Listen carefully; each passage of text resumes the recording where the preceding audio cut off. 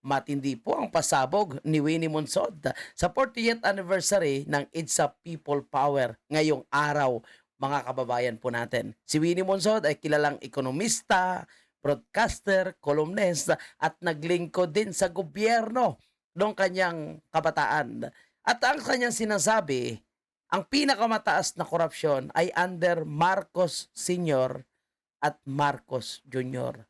So patunay po, mga kababayan, na walang nagbago sa pagnanakaw sa gobyerno ni Marcos Jr. Mas tumindi pa, mas lumala ang nangyayaring pagnanakaw, mga kababayan po natin. At yan po ay nakita ng sambayan ng Pilipino. Kaya nga ang grado ngayon nitong si Bongbong Marcos ay negatibo. Bakit? Dahil matindi at talamak nga po yung nakawan na nangyayari sa ating bansa. Ito po, pakinggan natin ang kanyang sinabi, mga kababayan. Hindi nakaka-escape sa akin na ang pinakamataas na corruption ay under Marcos and Marcos. And this is what I want to say to you. 40 years after we kicked out Marcos, we have a second Marcos as our president. So parang naulit lang ang history, mga kababayan natin. Yung pagnanakaw na nangyari sa Marcos Sr. ay naulit lang sa pagnanakaw ng Marcos Jr. At nakita nyo naman yung mali-malitang delivery ng pera, mga kababayan po natin. Nasaksihan nyo naman kung paano nila ginastusan yung pagpapaaresto kay President Duterte. Nakita nyo naman kung paano nagkaroon ng delivery ng mali-malitang pera para sa mga taong tumulong sa kanila sa pagnanakaw at sa pagpapaaresto kay President Duterte at ganon din sa pagpapa-impeach kay Vice President Sara. Nandiyan si Trillanes, nandiyan si Abante at ilan pa sa mga miyembro ng Quadcom na ayon sa 18 Marines na lumabas, sila po ay dinideliveran ng mali-malitang pera para sirain ang mga Duterte. Napakatindi po, mga kababayan po natin, sa buwatan sa gobyerno ni Marcos Jr. para sa isang napakalaking pagnanakaw. Kaya sa totoo lang, mga kababayan po natin, minsan, itong anniversary ng People Power, no? Minsan masasabi na natin na parang walang kahulugan eh. Kasi yung mga nagsiselebrate nitong People Power o yung mga organizer nitong napakalaking rally na sinasabi nilang People Power, mga kababayan po natin, makonsidera din natin na sila ngayon ay kasabwat sa gobyerno ni Marcos Jr. Mantakin mo yung kanilang playbook. Sila lang ang binigyan ng permit na makapag-rally ngayong araw.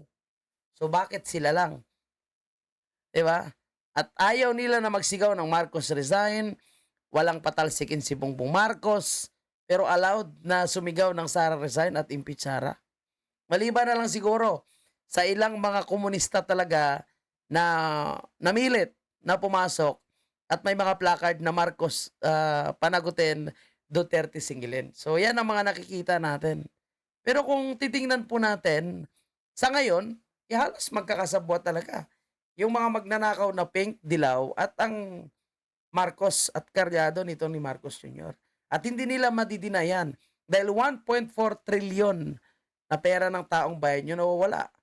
At ngayon, tingnan nyo, may umaamin po ba? Bini Abante, hindi naman umaamin, no? Si Garcia, si Chihuahua, lalo na yung mga grupo ng mga makakaliwa, yung mga komunista. Talagang hindi po yan naamin. So, isa sa kanila na pinangalanan nitong mga retiradong sundalo, palagay nyo may aamin ba? So, sigurado walang aamin kasi pari-pariho nga po sila. Eh kung aamin sila, de laglag sila agad. Kaya makikita natin kung gaano sila kagigil na ipa-impeach itong si Vice President Sara. Nakikita natin kung gaano sila kagigil na hindi na makabalik ang Duterte sa Malacanang kasi lahat yan sila ay masisilip yung kasindikatuhan na ginagawa po nila. Yung mga pagnanakaw nila, itong mga anomalyang proyekto nila, yung mga substandard na mga proyekto sa kanilang nasasakupan, sa kanilang distrito, masisilip yan lahat. No? And malay natin, marami pang lalabas na mga whistleblower pagbaba po ng gobyerno ni Marcos Jr. Kasi yung iba dyan, makokonsensya, yung iba dyan kakarmahin hanggang mapipilitan na lang sila magsalita at sabihin yung katotohanan at involvement nila sa pagnanakaw sa gobyerno ni Marcos Jr. Kaya I kung want you to know. nagsasalita mga kababayan po natin, itong veteranong broadcaster, ekonomista, columnist na si Winnie Bonsod, na yung pinakamalalang korupsyon nangyari sa Marcos at Marcos, yan din po ang nakikita ngayon ng sambayan ng Pilipino. Kaya kahit gaano pa, no, kapaulit-ulit na i-deny ng tagapagsalita ng Malacanang na si Claire Castro, kahit ano pang sabihin nila na si Bongbong Marcos ay trabaho ng trabaho ng trabaho ng trabaho at hindi namumulitika. Hindi ganyan kasi yung nangyayari po. Kasi kita natin kung paano nila unang tinanggal sa kanyang administrasyon si Vice President Sara. Of course, sabihin niya na hands off siya, pati sa impeachment. Diba? Pero inulit nila, mga kababayan. Sasabihin niya na wala siyang kinalaman sa pagsuko kay President Duterte. Pero kita mo, no? Nagsalita agad siya na siya ay nakikipag-cooperate lang sa Interpol. So kasabwat siya. Diba? At itong mga mali-malitang pera na dinideliver na mismo sa araw na pag-aresto kay President Duterte, March 11, 2025, mayroong nai-release na mali-malitang pera. So malinaw. No?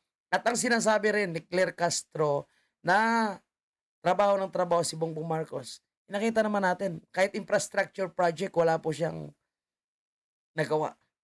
Yung mga naunang natapos is under the Duterte administration. And yung mga nagpapatuloy ngayon, imbis na bilisan, lalong bumabagal, is galing po yan sa Duterte administration.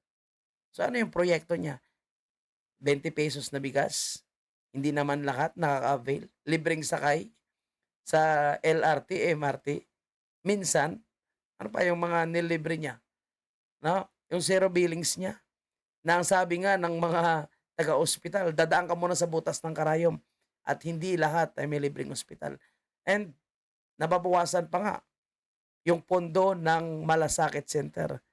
So kung ano man ang kanilang rason, malamang dahil ito po ay proyekto ng Duterte administration. At yung pagdi-deny sa involvement nila diyan sa mali-malitang pera, inaasahan na po natin yan. And nakita natin ngayon na under the Marcos administration, lahat na lang na kanilang kapalpakan ay sinisisi sa Duterte administration. So, sayang kasi yung oras, sayang yung panahon na pamumulitika po nila. At hinayaan niya siyempre si Martin Romualdez na tuluyang sirain po si Vice President Sara. Gipitin yung pondo at mag-manufactured ng mga testigo, mag-manufactured ng mga kung ano-anong allegation patungkol sa confidential fund. Pero ang confidential fund ng isang Marcos Jr. na umabot ng 4.5 billion ay hindi po nila iniimbestigahan. At syempre lahat ng mga ahensya ng gobyerno na may kinalaman sa confidential and intelligence operation. Lahat yan ay may confidential and intelligence operation. Intelligence fund. Bakit hindi nila iniimbestigahan? Bakit lahat Sara? And lalo silang natakot. O nagdeklara natatakbo si Vice President Sara ng presidente sa 2020. So again, kahit hindi man sabihin ni Winnie Bonsod na korap ang Marcos Sr. at korap ang Marcos Jr., alam na rin po yan ng sambayan ng Pilipino. Yan lang po. Maraming salamat at huwag kalimutan mag-subscribe, mag-follow dito po sa ating mga social media account. Salamat and God bless po mga kabayan.